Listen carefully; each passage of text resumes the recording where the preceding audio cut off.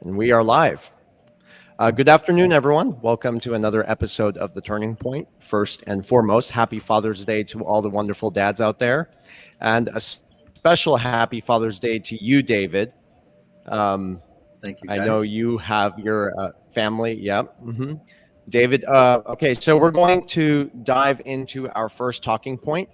Ladies and gentlemen, there's a lot of information out there. We've been doing so much research, so many topics. So we're going to go ahead and start with the BRICS nations. Then we'll shift into Ripple and tokenization.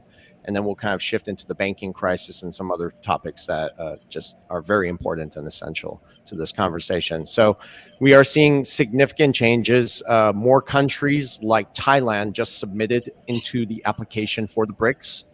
And also, we already know that Saudi Arabia is already fully committed to the group. And I think that's the biggest news last week was the anticipation of the decline of the petrodollar, a development that we've all been seeing for a long time. You know, I just think the shift is closely tied to the green agenda. And I think I mentioned this last time, promoted by the Biden administration.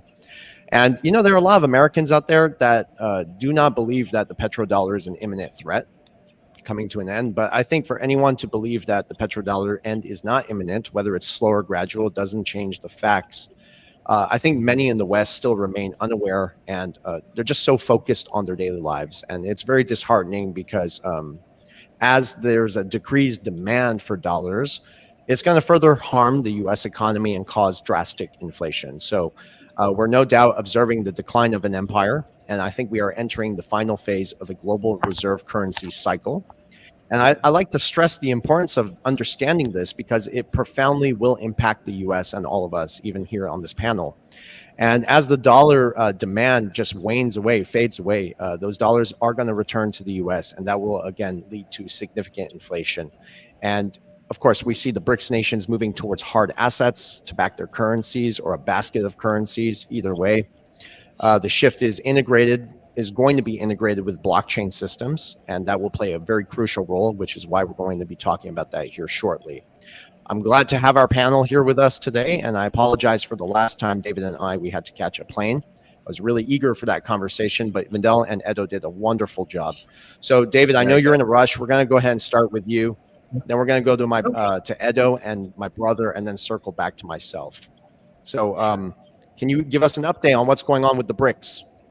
Well, with BRICS countries, and what is really interesting when I think about what's going on with the BRICS block of nations, and of course we've seen Saudi Arabia, Argentina, and other countries being added to this group, is that term BRICS, Brazil, Russia, India, China, South Africa.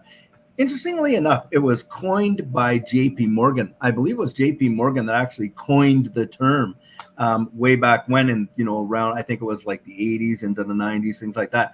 Now the deal is this: most financial people at the time really didn't take it serious. No serious consideration of the impacts. They felt like, okay, they don't have the infrastructure to really compete. And was just treated as something very nominal. And boy, has it ever turned into a major global changer. And right now, I mean, we are seriously watching the de-dollarization around the wide world. And when you think of these nations, when you think of Russia, you think of India and China right there. India and China alone make up almost half, well, maybe a third of the population here on Earth. And that is massive when you consider that a lot of the manufacturing that we have done here in the Western world all is done over there in these Eastern, in China and India, Taiwan, different countries where the labor market was really, really cheap. And what did we use to pay for that labor? Well, we were using, the world reserve currency, the dollar, to go and do that. That is off the table. That is off the table. And in fact, I sent over to Verson, I sent you an article that just had come out from Forbes not too long ago. And it was the IMF warning of a major, de-dollarization and dollar collapse in the view of what's happening in the wide world. And a lot of folks, I think what it is in the Western world, we're in this unbelief stage. We've never experienced it. Generationally, we've never experienced super hyperinflation. So a lot of folks believe it can just never happen. And that is so far from the truth. And what's going on with the BRICS nations in terms of the, economic and the trade and all that they're doing. It's a shift away from this Western powers, de-dollarization in a big way. When the impacts, and you've said it so eloquently, in your monologue there, a lot of people don't understand that the demand for US dollars has come from outside of the US, outside of the United States. And I love to point out this statistical fact that there are more $100 bills in the nation of Russia than there are right here in the United States. That is massive. And when you pointed that out, that all of those funds are coming back on shore, look, that is going to lead to hyperinflation. The Federal Reserve just can't burn it. But you know what's amazing enough? The Federal Reserve wants hyperinflation. Don't kid yourself. It is a wealth transfer towards the central banks. It's about control, consolidation, and whatever. And what we're witnessing right now, look, where are they marching us to right now? I mean, really, when you think about it, a lot of these countries are talking about the reintroduction of conscription and all that. We are headed to some sort of major global conflict. I genuinely believe that, but I believe it's with intention. And of course, it's kind of like this whole dying regime to the emerging regime. Now, it's not going to be just one nation base, but I do believe the BRICS are really where it's going to go. And in fact, it would not surprise me if we see Western allies joining the BRICS nations, like France. I think France is going to be up there for sure. I think they will definitely, they're already interacting with them on a trade relationship. France went out and bought, I don't know how many hundreds of thousands of liquid natural gas, from the BRICS countries. You know what they paid for it with? Chinese yuan. That is amazing that a Western ally would do that. That shows you de-dollarization right before your very eyes. And here we are. We're trying to educate people so they can be prepared and ready for what's coming. Position themselves not to be a victim, but to literally survive it. May not only survive it, but potentially thrive it. In the article that Forbes put out about the de-dollarization, the IMF warning that, you know what they came out as well and said? They said there could be an explosion in these digital assets, Bitcoin, Ethereum, XRP. Really, really amazing. And it is quite interesting to see what's going on. So that's what I'm thinking about that. A lot to unpack over there. Very big things you said, and you're absolutely right, spot on. Another thing that I'd like to point out before shifting to Edo is that I was doing some research, and what you see happening with BlackRock and Citadel in Texas, turns out there's some research that indicates Texas might actually join the BRICS. And I know that sounds crazy, guys. That's going to be some very big news. So I'm still doing my research on that. I'm talking to some people in there, including Andy Scheckman. So we're going to be discussing this week, but there's like some indication that even Texas, some states in the U.S., because there is a division, might eventually join the BRICS nations too. I'm not kidding. That's weird, right? Edo, I think you're on mute. What are your thoughts? I think David just hit the snake on the head. There is something very interesting that you said, that there is a major transfer of wealth right now that's happening, especially to the central banks, as the purchasing power of literally everyone in the world is diminishing right now. So I want to point out that I think the key really is on BRICS currency, because BRICS nations are now working on a common currency. And for me, that doesn't mean that the BRICS currency is going to become a world reserve currency. I think it's quite the opposite, but that solves the bilateral trading problem. So just think for a second that they are already trading in their own currencies, as you have the cases for China trading with Russia, Russia trading with India. And the only problem that we have right now in this trading, because they are already diverting away from the US dollar as a reserve currency. But the major issue right now is that, let's say that Russia is selling oil to India, and they are trading using, let's say, Russian rubles or Indian rupees. And the problem really comes to the problem comes to the seller, because what is actually Russia going to do when they get the Indian currency? So what the BRICS currency really solves is that, let's imagine the Europe as a block. I can actually take euros here and I can spend in multiple countries. And I think BRICS right now is working in bringing as many countries as possible. And that's what's going to give a lot of power to the currency. So you're going to be able to do international trade using the BRICS currency. So you're going to buy goods in China, in Brazil, in Russia, and the more these blocks actually going to gain strength, the stronger the BRICS currency is actually going to be in the future, let alone the fact that the US dollar is continuously getting devaluated. And there has been a white paper that is circulating around. It's called UNIT. We not really know if that's going to be the definitive name, but they're working on a currency that's said to be 40% backed by gold. And that really is what we used to have on the past with the dollar. That's usually 40% of the currency that gets backed by gold. And for me, that only shows that this is already concluded. I don't, many people think that is something that's going to happen in the future. For me, it's already a done deal, has already been decided. There is a reason why Central Bank of China, Central Bank of Russia, most of the central banks from BRICS nations were accumulating gold silently. And now gold is actually making all-time highs.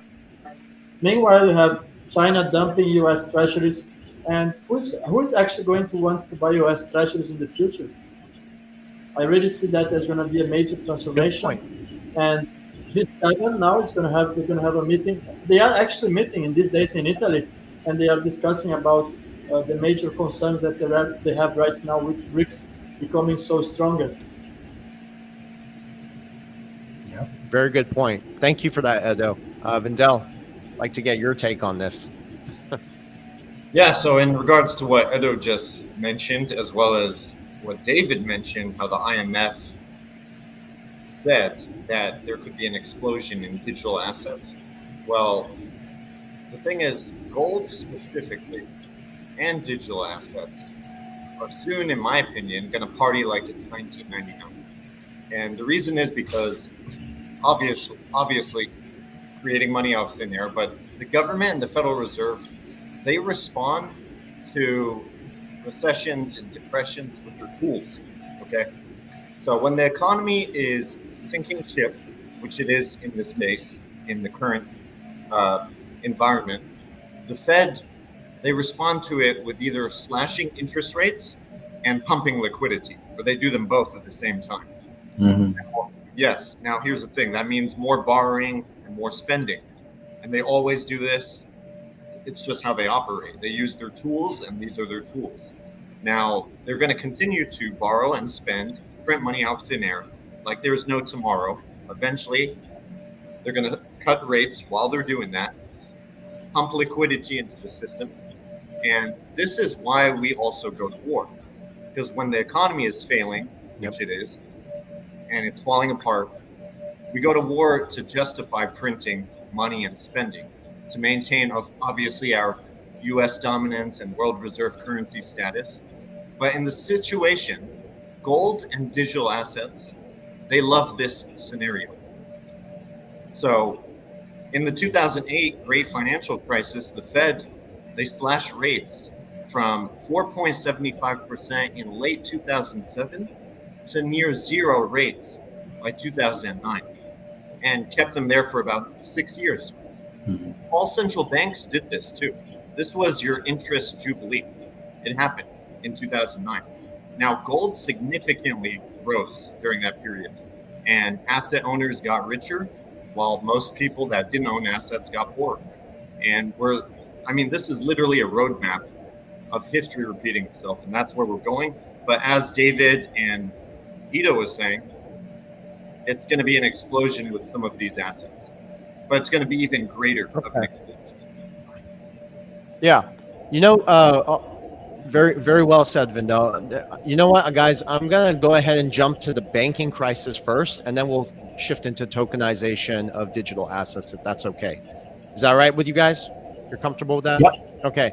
And I just want to touch basically what my brother said. That's a very important, critical talking point that he also raised earlier, was a banking freeze. And I was doing a lot of research on this. Obviously, as the petrodollar goes away and collapses, that signals the beginning of a major banking crisis. And I think it's just very clear that the crisis obviously is being engineered like Vandell said, they have their tools, but they're playing this game, right? This is engineered again to consolidate wealth. And this ties us into the book, The Great Taking. It's a remarkable book. I haven't read it, guys, but I have listened to the author talk about this. And it basically details how bad policies have quietly orchestrated a major transfer of wealth to the top 1%. And right now we're seeing a lot of bullshit documents saying that we're in a booming economy. The numbers are not accurate, right? It's crucial to understand that the prosperity that you're seeing is, again, limited to the wealthy, the 1%ers. It's not working for the working man, right? For everybody else. And for those, I think, paying attention, everything we're discussing here, these are just the cracks in the system that are already visible. And the US banking system is fraught with so much risk right now. It's over leveraged, it's undercapitalized.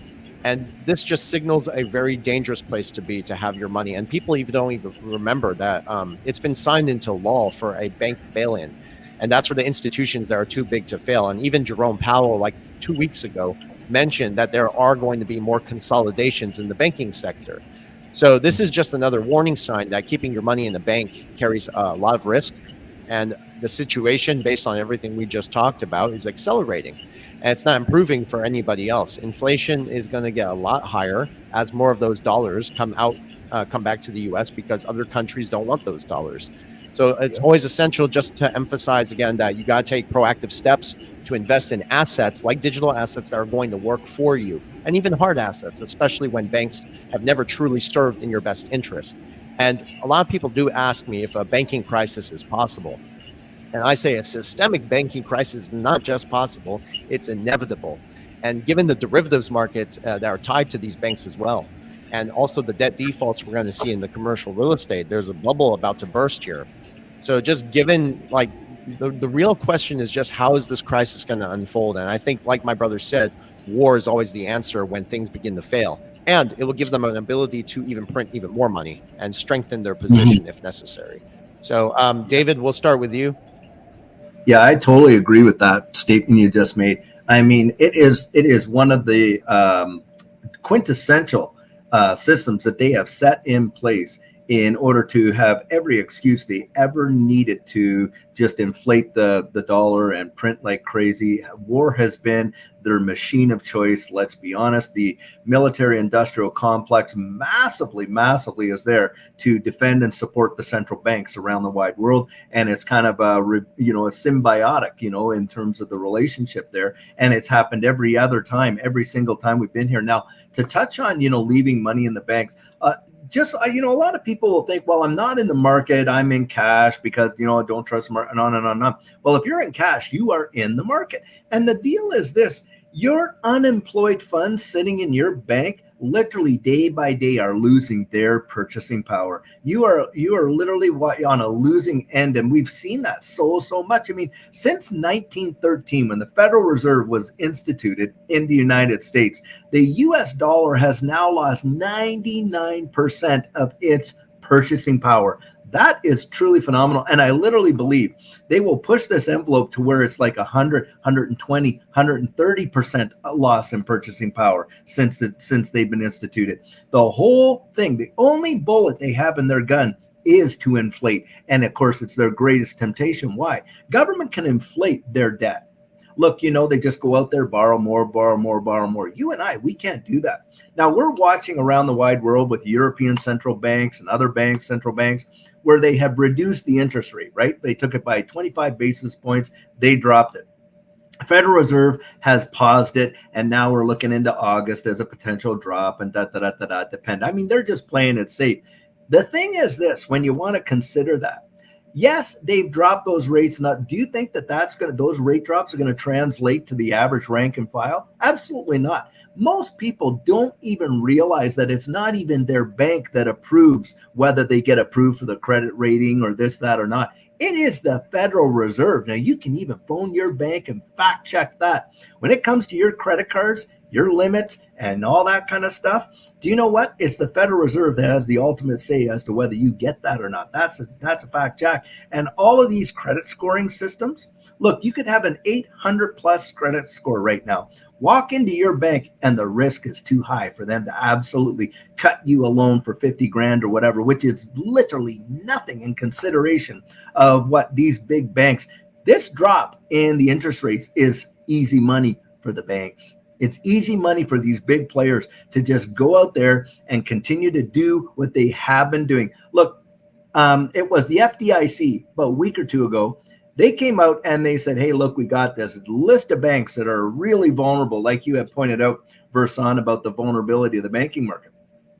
And in there, this is what they said, that they are exposed to, listen to this, $517 million of losses. And guess what the losses are associated with? Mortgage-backed securities. Are you ready for round two? That is exactly what's going down. They're playing it by the playbook that they've got. It's with intention, and you're absolutely right. The next one is a bail-in. And by the way, interestingly enough, that is with all of it's not just the US. You got Canada in on that bail-in. You got the UK in on that bail-in. You got the Australian Central Bank. They're all in on it. They've all crafted their legislation for the next one. Why? Because the next one is coming. And this is the plan where they literally transfer the wealth from the individuals over to the control of the central banks. It's with absolute intention. That's why you can have the arrogance of some of these guys that come out there on the WEF and on and on and on, where they'll say, oh, by such and such a time, you're not going to own anything, but you're going to be really, really happy. Why are you going to be so happy? Oh, because, Big Brother's going to come in and we're going to take care of you. And this whole idea, by the way, guys, right now we know in this digital asset space, there's a big philosophy of Nasara Jasara, the debt forgiveness kind of deal. Well, yeah, they're going to have to do a reset. There will be debt forgiveness, but I do not believe for 1 second it's going to be without some sort of a payday. Not on your life. No, and even you can go way back in history. And one example I love to use is back in the famine, of Egypt in the Bible, and these people, they would come in and they would, they give their money to buy the grain. Then they came in and traded their livestock for the grain. Then they started trading their land and possessions for the grain. Then they started trading themselves. Don't kid yourself. It is not going to be a free ride, that's for sure. They may forgive and reset the whole system, but it's not going to be without a price. I'll tell you that right now. Oh, you're muted, Verson. I like keeping it off mute, guys. I keep it off mute for that reason. But hey, what you said there is so important because people need to understand that this is the Cloward pivot strategy. And it's basically a deliberate effort to overwhelm and just break all systems down at the same time to consolidate the wealth, right? So always remember to continuously prepare and just be ready, right? And diversified as well. So Edo, what are your thoughts? Well, now I unmuted myself. Edo? Yeah, so my thoughts is, well, I want to expand it to Europe, right?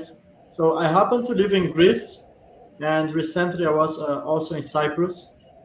And around in 2013, so we're talking here over a decade ago, there has been the banking crisis in Greece, where assets were frozen, and overnight people were unable to actually get money from the bank or actually anything that is related to accessing your assets.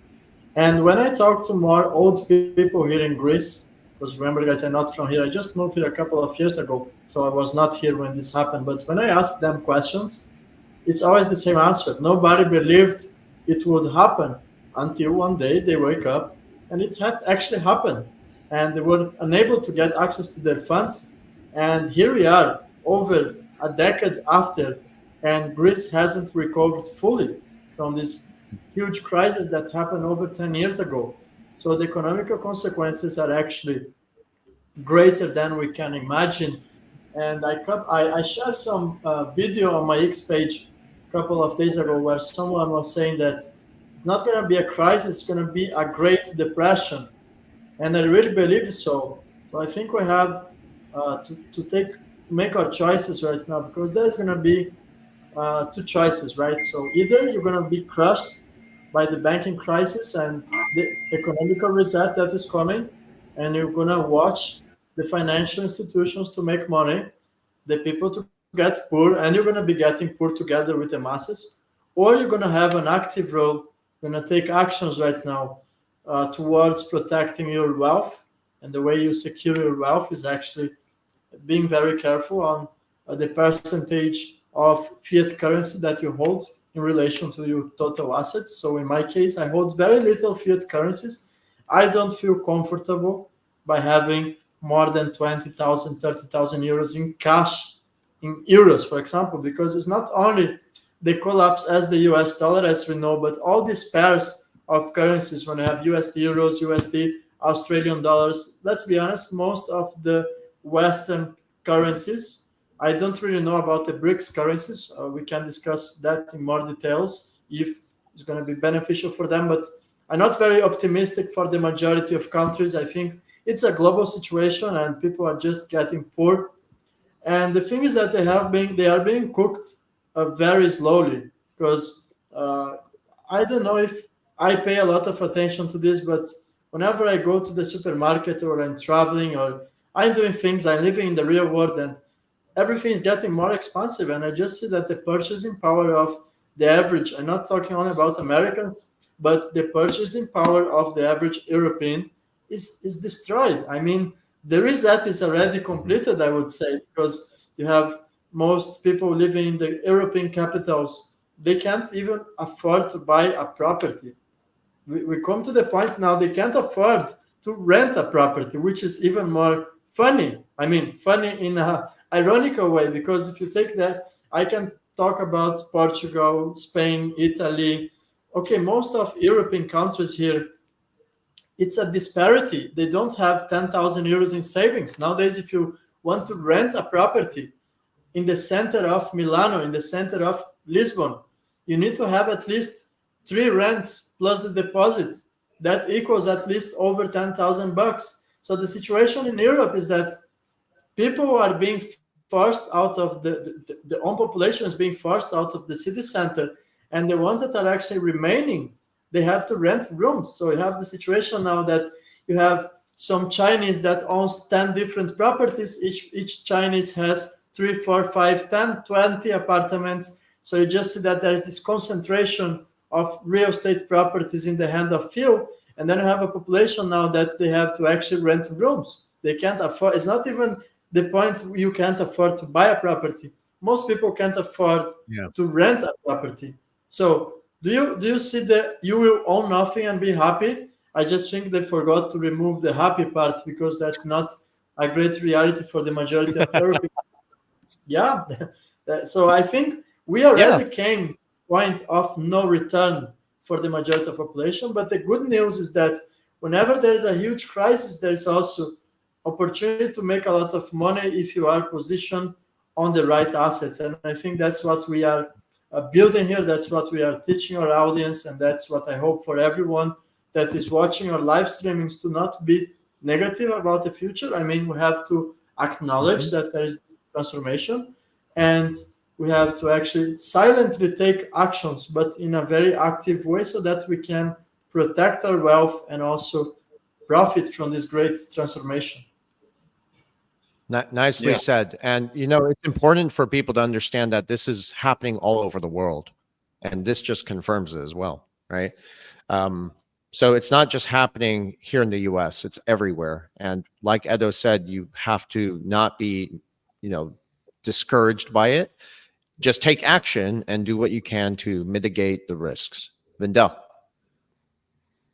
Yeah, Edo made a very good point that this information and understanding what's going on, it can give you an advantage and an opportunity to capitalize, because anytime there's a crisis, bad things happen, but there's always opportunity to get ahead.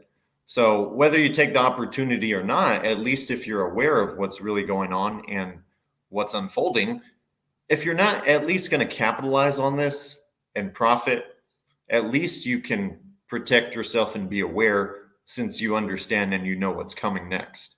But if you don't know, you really can't do anything, and you're going to be a sheep going to the slaughterhouse. So that's how I see it.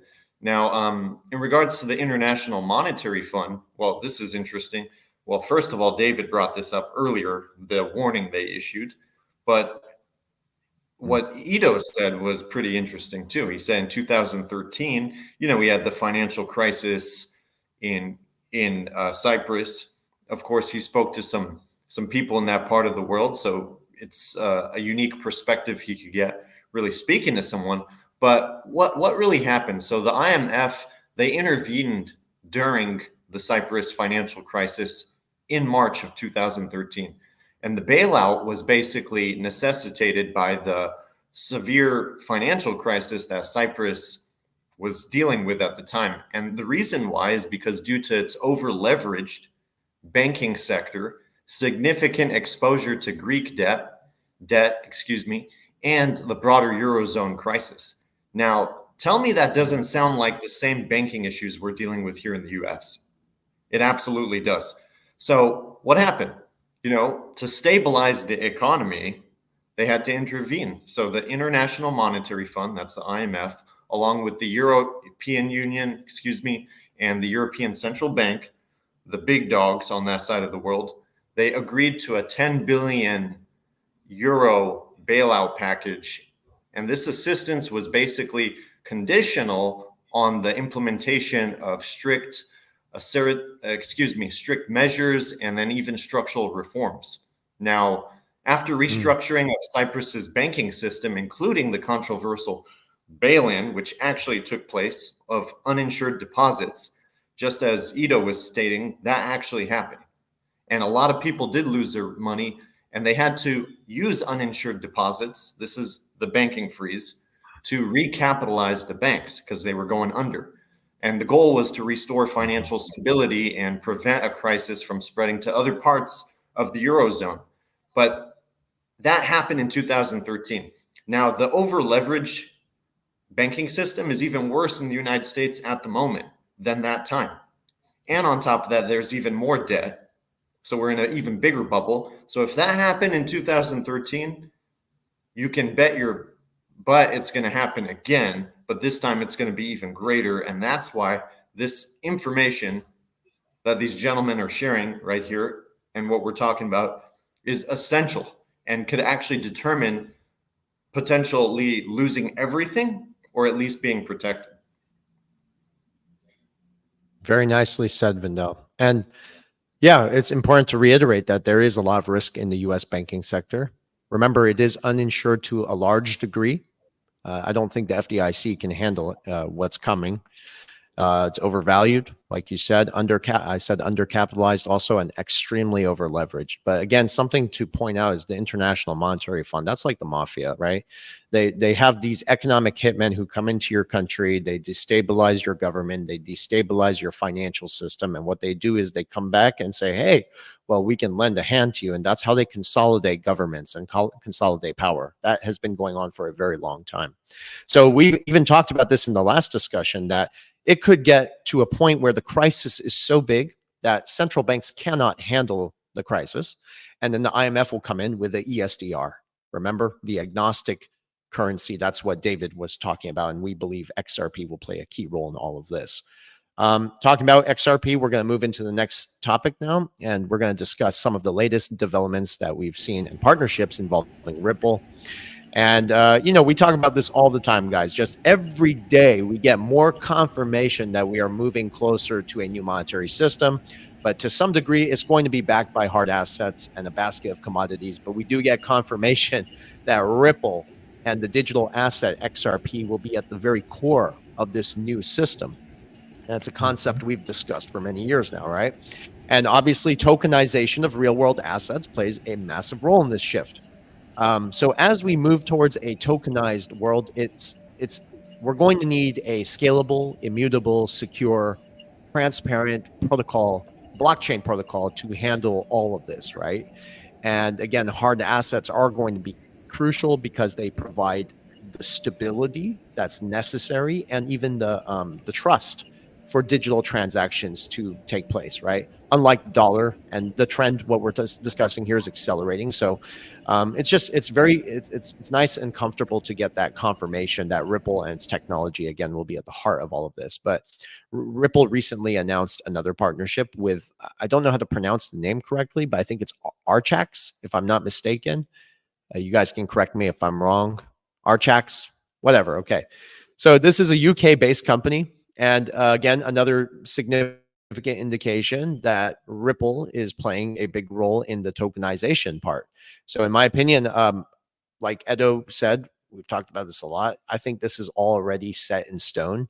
And I think they're just laying the groundwork again for the new system to come out, and very slowly. And I think that's they're waiting for some catalyst. And I think the war has something to do with this as well, but to introduce this new system. So I'm just saying, we always get these disclosures that, you know, whatever we've been talking about has been happening for the scenes for some time. But you know, it's important also to understand when these news breaks out, the headlines and stuff, right? It means that the plans are already in place.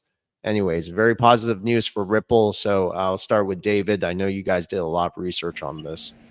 Well, with real world tokenization, and of course, this, I agree with you 100%. When it gets to the news, all the betting has been laid out by that point. You know what I mean? And these guys have been working on it for a good while. And real world tokenization, of course, it's a two-sided coin, right? It's a double-edged sword, as you would. First of all, I do believe real world tokenization of assets. And when you're talking about that, you're talking about, of course, commodities, gold, silver, oil, things like that. Of course, futures will be in that. Artwork is going to be a part of that. Real estate, certainly a part of that. Right now, this whole digital asset space is valued at what, 2.6 trillion, 2.8 trillion, something like that. Real estate alone is a $360 trillion global market. I mean, you imagine that kind of, volume coming in to this space, this digital asset space. You're talking about a massive, massive level of appreciation that most people have not even conceived. And that's why for a long time, I've been coming out and saying, and I know you guys have too, that this will probably represent, one of the greatest wealth transfers in the history of mankind. We really do. And that's what we're moving into. It's the evolution of our financial infrastructure. It's where the world is going. And why is that? Well, it's the second side of that double-edged sword. Tokenization of real world assets is also going to introduce a level of, tracking and control that we have never, ever experienced before. Now, there are going to be nation states that are going to really take advantage of that in a massive way. We've already seen that in China with their social credit system and all that kind of stuff. Of course, you will see some kind of a debate in the Western powers towards that as well.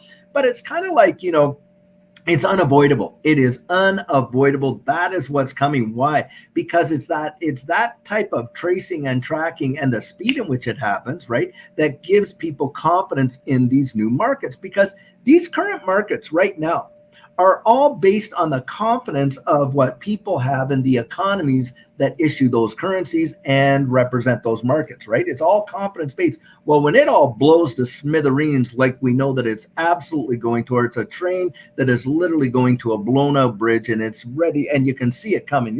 We just haven't reached the full totality of it yet. But needless to say, when that happens, where do you think the confidence on a global level is going to be? When people see the revaluation of their dollars and bank accounts because of the bail-ins and all of this other, and the loss of their positions wealth-wise that are investing in their 401ks or in mutual funds around the world and all that, and watching that be getting evaporated and stuff like that, while central banks just get richer and richer, that confidence is going to be off the table. So what's going to happen next? Well, they're going to have a system that is 100% has to be backed by something everybody will believe in.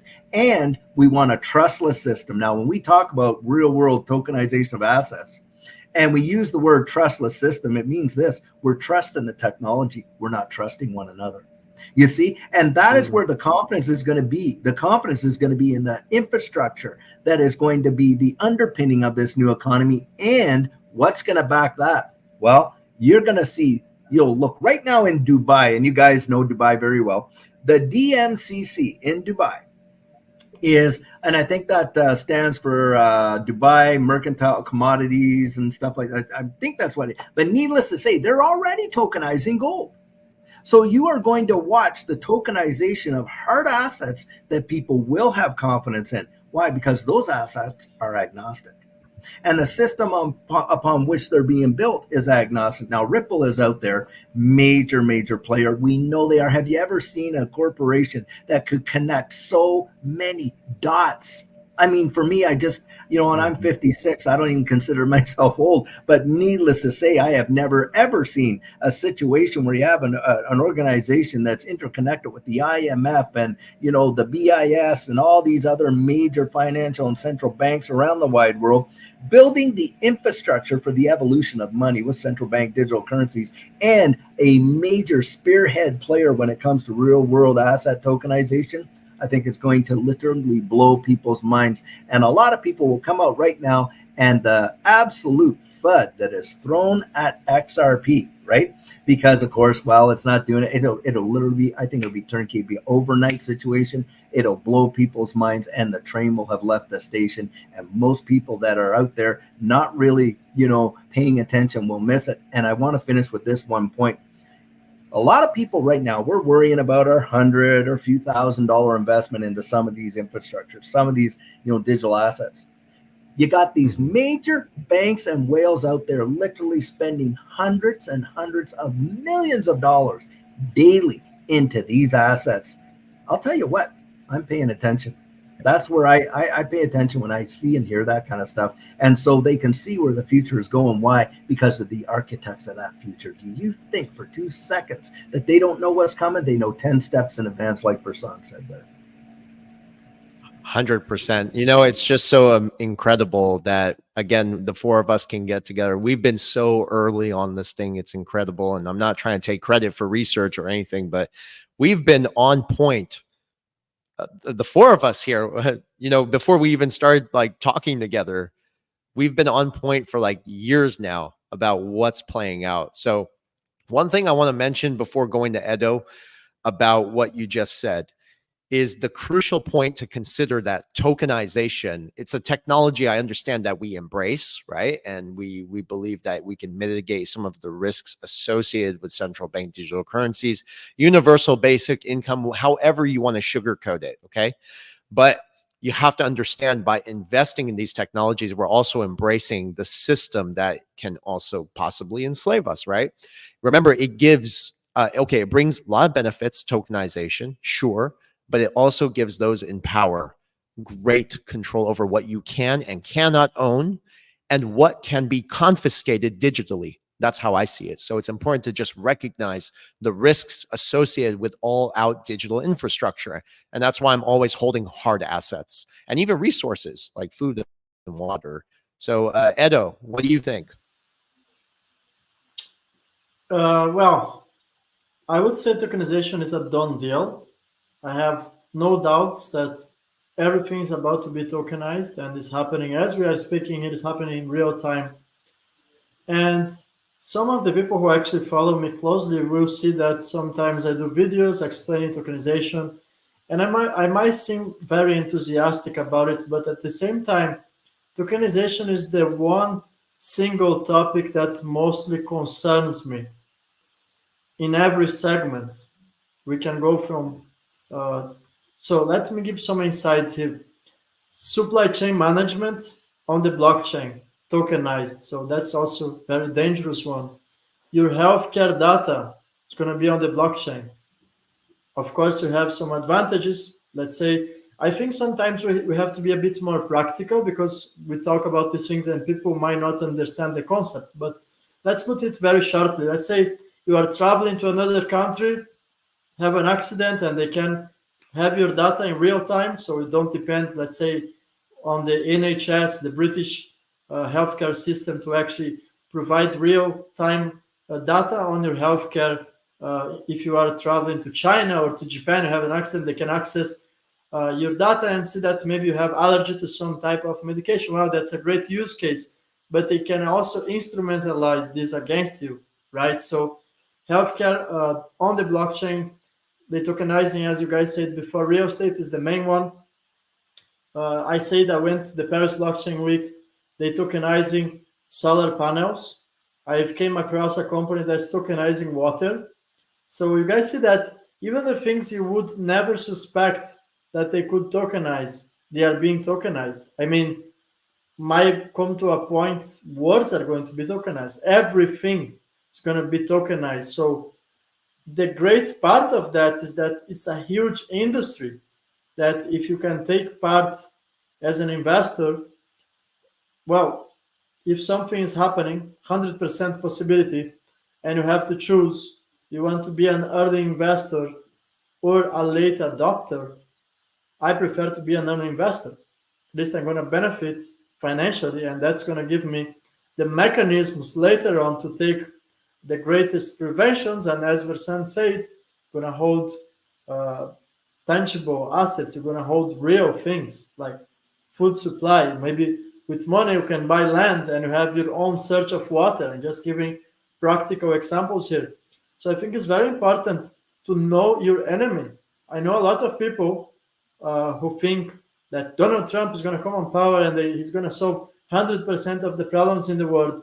And I don't like to give power or hope to another people. I like to actually know that I am in control and that I can take the necessary measures to protect my wealth and my family in a way that I don't depend on the state, I don't depend on the government, I don't depend in either they're gonna tokenize or not. I'm just taking and protecting my wealth and my family in the greatest way that I can. And I think it really comes down to, I already say this on the turning point here, know your enemy. So I probably the one Yeah. that is 100% against tokenization, but every day I am reading and studying about tokenization because I really want to understand how this is actually going to operate. Meanwhile, you have 99% of the population, I bet you 10,000 XRP that if you go ask here in the streets that I live in Athens about tokenization, if I interview 100 people, we might find 99 that don't know anything about tokenization. They don't even know that's actually happening. And also, this is Mm. tied to the fact that what I said before, you will own nothing and be happy. So they preparing the people because now you're going to have buildings that are going to be tokenized. Of course, there is the positive aspect again. We have to see the both sides. So you're going to open a building for foreigner investors. So let's say someone wants to buy a fraction of a building in the city center of Athens. You don't really have to be geographically in Europe, and you're going to be able to invest. But that really tells us that they want the population to own nothing because now, as I said before, you can't afford to buy an entire property. Well, here's a token that represents 0.1% of the ownership of certain building that's going to be located there. And that's really concerning for me because they don't want Mm. you to have ownership of the assets. I mean, it's kind of already like Yeah. this because right now, if you don't pay taxes over your property, the government can come and seize your property. But they taking this to another level. They take it to the point where tokenization is gonna actually be extremely dangerous, in my opinion. So I have this double view. You understand? I am optimistic from the investment perspective, but I'm very concerned about how they're going to use tokenization to change people's behavior. And I'm not sure how the world's going Yeah. to look 20 years or 10 years from now. Yeah. And you made some very good points over there. And I love the fact that you say know your enemy. I think that's the most important thing. It really is.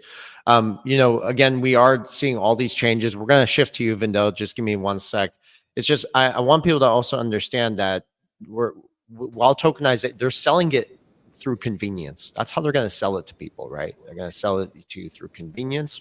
Every time they sell it to you through convenience, they're taking something away from you, right? And we're seeing, again, lots of changes in society too. And I think this is going to be exemplified by developments in artificial intelligence and technology, something we're not going to talk about today. But you just have to be mindful that these changes are going to force us to adopt to them. We have to, right? But in the process, and I talked about this on a podcast last week, we shouldn't lose our humanity in the process. And this is something I think about a lot because personally, I actually fear digital money because it has the potential to control us. So I think anything digital or moving into a new system that can be controlled is something we all need to be mindful of. It's very dangerous. Vandell. Oh, guys, I just wanted to say sorry, Vandell. I don't mean to interrupt. I'm having to jet, so look, this has just been amazing. Just give my last 2 cents on this. What we're sharing here right now, guys, for the audience out there, we're sharing it for your absolute benefit because each person on this panel, we want you to make it. We want you to make it. We want you to come out on the other side of this, whole or at least unscathed as much as possible. But you gotta, like Verson and Ito, Vandell, myself, what we've been saying, you got to get ready for it. You got to get ready for it. Well, guys, it's been a great discussion. I got a plane to catch, so I'm out of here anyway. Thanks so much, guys. Great discussion. David. Yeah, man. I See you, miss David, you a lot, always. man, already. It's funny. I heard Judy woke up and she was like, "Where's Verson?" Yeah, that's right. That was funny. Yeah, we've been trailing around together so much. You guys are family, and really appreciate the value you bring to this ecosystem in such a powerful way. All of you are just phenomenal, and what a resource for the folks out there that are literally getting to hear this information, not having to pay a dime to get it. Take advantage of it, guys, because the day may come where they might not even allow us to put this info out there. So who knows? Anyway, guys, bless you. I have to take off. David. See you around. We'll talk to you later. Pleasure. Take care, Thank David. Thank you so much. Bye. Take care. Yeah. Bye. Vandell, I still want to get your take on everything. So please go ahead, put your 2 cents in, or 3 cents, or 4 cents, or whatever. I got a few cents. So in regards to tokenization, decentralization, look, I'm going to give you the information. I'm going to give it to you guys straight. Whether you agree or not, that's up to you. But this is what we do. And we have information and we're presenting it to people just so that people have an opportunity to position themselves and really protect themselves and understand what's going on. So ultimately, what's happening is tokenization is the ultimate goal, okay? The people, the shadowy figures running the monetary system, the financial system, the banking system, and ultimately they control the government, okay? The government does not control the corporations. The corporations and the financial institutions control the government, okay? So the policies in place are in place because it's in the corporations, aka BlackRock financial institutions' best interest.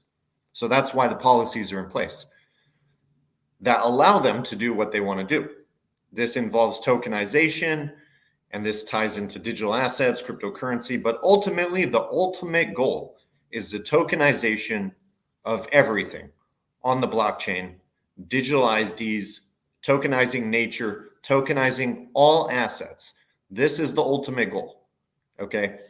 Now, people they think this is conspiratorial, but it's not, and I'm going to tell you the truth right now, that I think it's important that people understand that narrative creation is emphasized in psychology, it's emphasized in behavioral economics with Mossad and Central Intelligence Agency and all intelligence agencies around the globe, okay?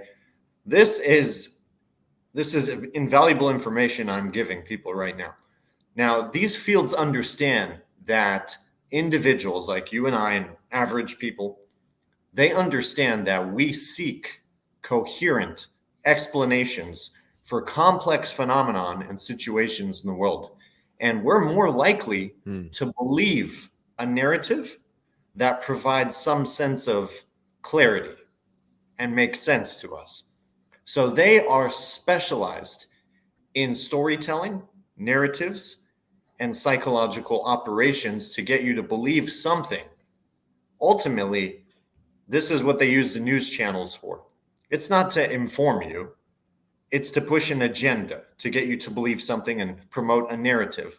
So be extremely careful believing what some people say about decentralization and centralization of the new financial system. Here's a fact. A lot of people think the decentralized financial system is going to completely 100% eliminate the control of the shadowy figures and BlackRock and the monetary bankers that control the world, okay? But the truth is, it's not. Yes, it will perhaps give people more control, maybe give them a little less options and control, but it's not going to 100% eliminate their control and put them under the ground. That's not happening. That is a narrative that has been orchestrated to confuse and give false hope to even the intelligent people in this space. And I urge you to take extreme cautions with this. This information I'm giving you is extremely sensitive, but this is the truth. So the decentralized aspect of it, there are components to it that will be decentralized for this infrastructure. But don't just rely on that and think that you're protected 100%. You need to take actions to protect yourself. Well, I totally agree with you, Vandell. And ladies and gentlemen, you know, these are conversations Vandell and I will usually have off record.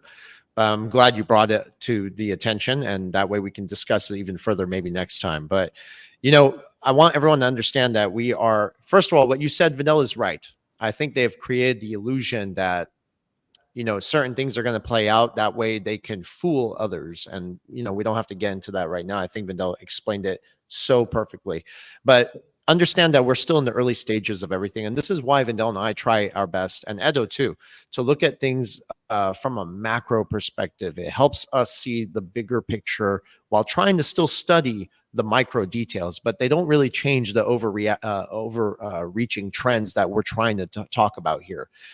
As far as the technology, you have to understand that there are certain technologies out there that will complement the interoperability part of all of this, right? And that's, again, why it's so crucial to diversify your portfolio, not just with digital assets, but also by understanding the economic landscape and how not just different technologies will fit together to give you the advantage as we move into this new financial era, but also you have to understand you want to have hard assets out there, anything that's outside the system as well, because this new financial system is evolving towards a hybrid model, and that's where it's going. It's a hybrid model between hard assets backed with digital currencies, right?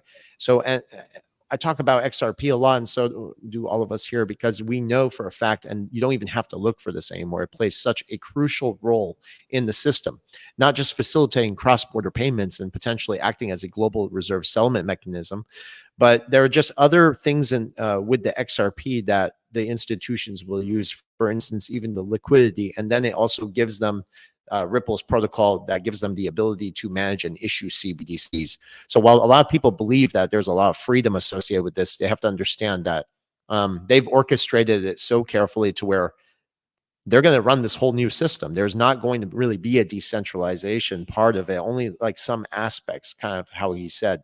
So when people are putting this out there, and you guys know who we're talking about, is the Jassara guys. They're not giving you the full picture. They're giving you the information that they want to believe because of the information they've been limited to, in my opinion. But there's a lot of things that are not being covered by some of the biggest names in the crypto space, and it's a real shame. So, Edo, let's get your take on this, and we'll go ahead and circle back to me and close. I do have another call here shortly, so yeah. Yeah, we can jump on the final thoughts for me. As you said, the big names, we are becoming big now, but I'm saying some of the traditional names here on the crypto space, they are ignoring the whole narrative. I think they prefer to have a romanticized view about what crypto really represents. I mean, the more delusional ones are the Bitcoin maximalists, the Bitcoin cult. I think it's pretty obvious now that now we know that there are many ties from the government itself. I'm not going to get on the whole history of Bitcoin, but I'm just saying that it doesn't represent what it has been portrayed as, something that is designed for freedom. And I think it's quite the other way around. I just see it's like a precursor for CBDCs. They just released Bitcoin as a way to make people used to digital transactions, make it very attractive. Came with a better version, which happens to be XRP. So I think we have to be very mindful that most people, especially on the digital space, especially influencers, they're not going to give you the whole picture. It's far more, it generates more engagement for them to only see one side of the history, but there are actually multiple sides. even from the decentralization perspective, as Versan said before. So I want you guys to take everything very carefully, every information you're getting online, especially about Bitcoin, and just get prepared. I think it's gonna be the next 2 or 3 years. I think it's gonna be very intense. It's so much unfolded that sometimes it's even difficult for ourselves to process all of this information. I don't know how you, Versan and Vandell, how you guys feel, but sometimes I promise you, I go to bed and have all these things like circling in my mind, and I'm trying to even explain to myself, so let alone sometimes giving the best message. But I'm just trying to put puzzles. It's a multi-dimensional chess game, and I think this live streaming that we do every Monday really helps myself to organize the ideas mentally, especially coming together with people like both of you and David. Yeah. And this is, to some degree, I'll be honest with the audience, this is like therapy for me. I'm able to talk about what I research, what I know, and get to share these concepts and ideas with some very intelligent people in this space, and also a big shout out to the whole audience out there. A lot of very smart people out there. I did get to meet quite a few of them at the QFS meeting. That was very interesting, by the way. Not a lot of people agreed with me on certain things over there, just so y'all know. Anyways, as far as the whole Nasara thing, I really believe that more of what we're talking about here is going to reveal itself as the global situation, including the conflicts with the war, escalate, right? You have to understand we're in a very complex scenario with the G7, the US, and the deep state. Some people want to call them the cabal or whatnot, right? On one side. And then on the other side, we have the BRICS nations, right? And whether, again, this is being orchestrated by both sides to bring in a new system, that's a whole different story and a whole nother rabbit hole, which I have personally went into. And I've spoken to people off record about this, right? I've explored the theories, researched them carefully, and even discussed them with like very good names out there, like people you might be watching in this space. But what really matters is the same thing. You have to prepare yourself. Do not rely on someone to come and save you, right? And like David said, if there's going to be a debt jubilee, which I think there will be, because there's an incentive to dissolve the global debt. And that's, I talked about this before in a short that went pretty viral out there. But my point, though, is that we are all responsible for ourselves and to each other, right? And I think by staying informed, of course, being proactive, having diverse perspectives, we're going to be able to navigate the turbulent times ahead, right? Or whatever does come. So just understand that this period of this transition that we're seeing is going to be a little bit challenging, but it presents, again, significant opportunities for those who are prepared. The future belongs to those who adopt and take charge of their own destiny. And I think that's where we are today. Vandell, do you have any last thoughts you'd like to put into this? Yeah. So, well, I just want to say that I agree with you. There's a probability. From a probability statistical standpoint, there is a high probability that a Nasara Jassara will take place at some point in the future. However, though, just so people know, I'm telling you how it's not going to be a free lunch. This is what David was trying to emphasize.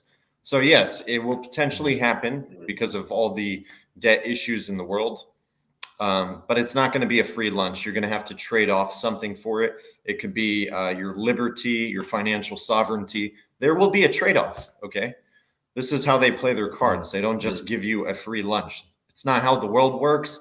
If you think it is, please step out of the bubble, because you're going to hurt yourself and your family.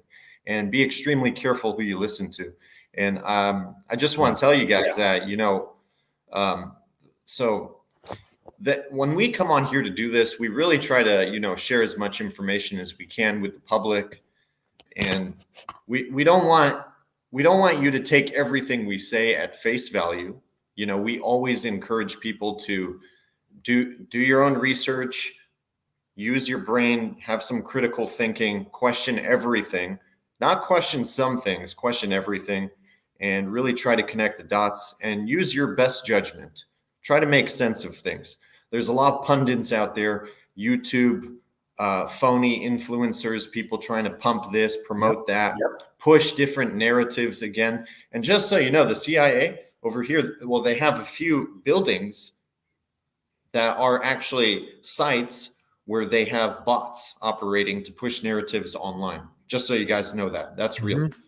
Yeah, it's real. I'm telling you. So be careful what narratives and individuals you follow that really don't disclose their true identity on Twitter, on YouTube, and different platforms.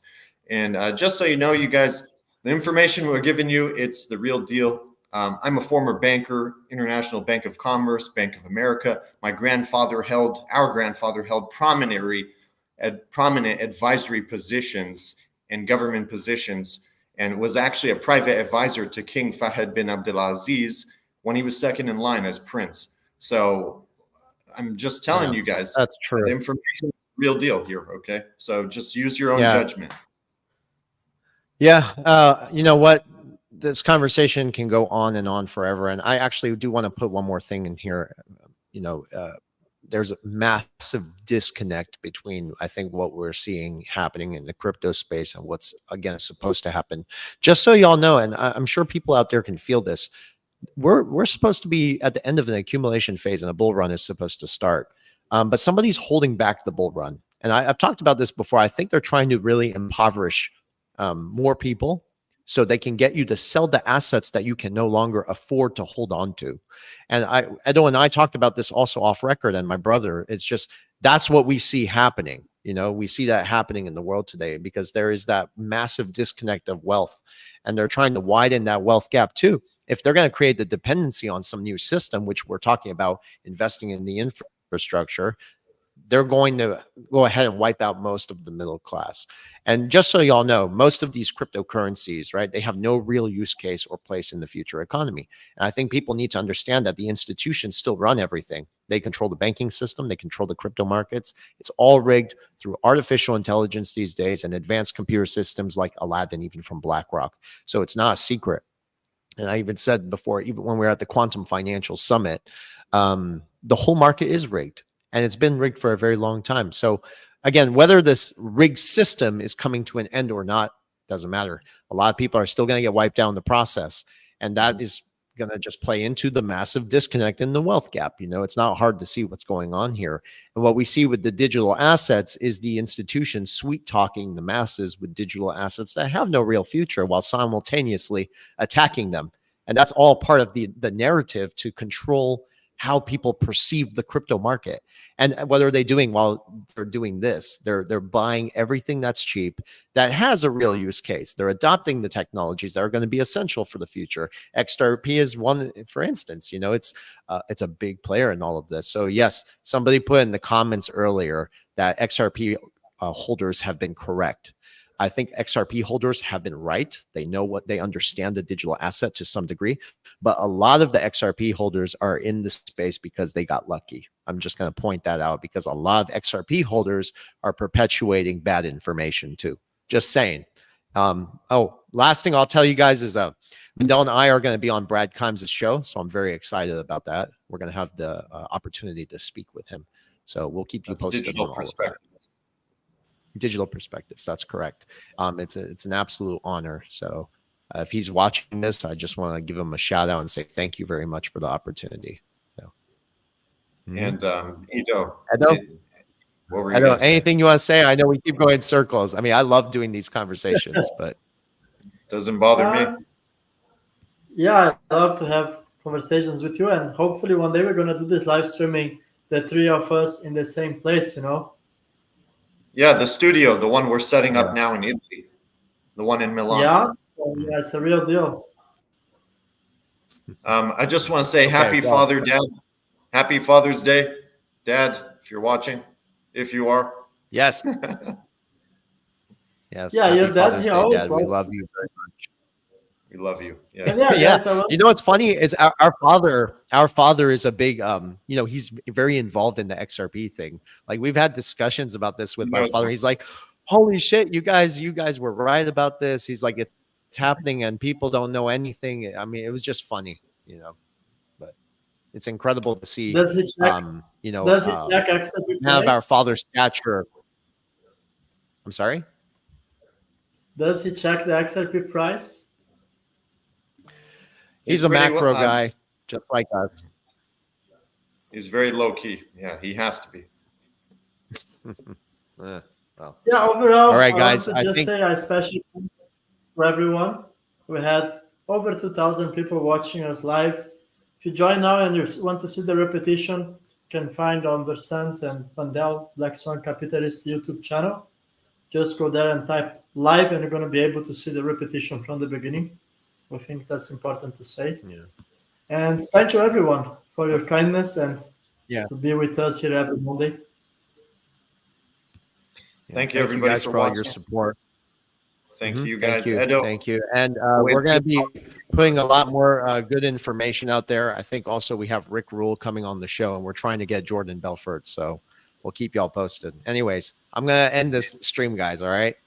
All right. Thank you. Okay. Thank you. Edo, I'll talk to you later. Versan.